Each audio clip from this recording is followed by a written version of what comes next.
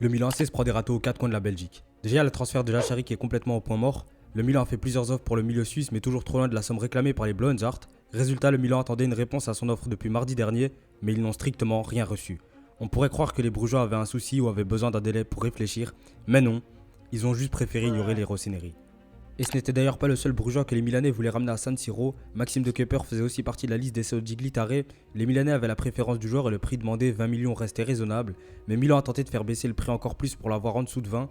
Résultat, ils se sont fait doubler. Brighton, eux, n'ont pas hésité une seconde et ont posé 20 millions plus 5 de bonus, une offre immédiatement acceptée par la direction brugeoise.